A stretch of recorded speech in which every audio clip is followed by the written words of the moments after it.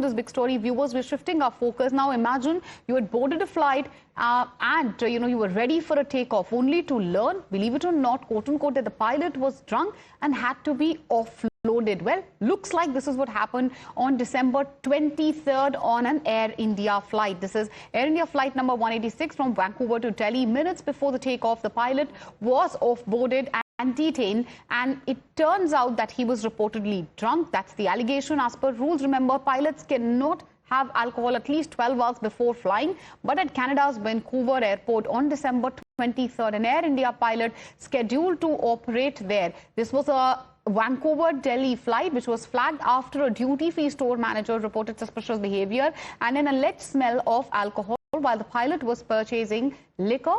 Now, the matter was immediately reported to the airport authorities. However, by the time officials had traced him through CCTV, the pilot had already boarded the craft, triggering a serious safety alert. 2 breath analyzer tests were carried out. He failed those tests and was detained.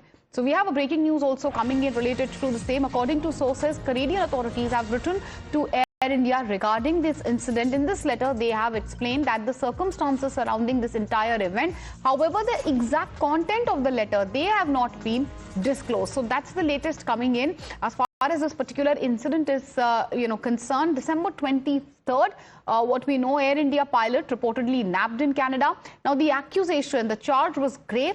The pilot was accused of consuming alcohol. The pilot was nabbed just ahead of the flight. Now, Canadian officials have written to Air India. They have explained the entire chain of events. The pilot, what we know, has been grounded from duty. Now, my colleague Shefali is joining us live. She has more details on the same. Shefali, first of all, is that indeed confirmed that the pilot was in an inebriated state? These are obviously some very serious allegations which have come to the fore. Can you first of all explain us the entire chain of events and then tell us about what the Canadian authorities have exactly informed Air India about?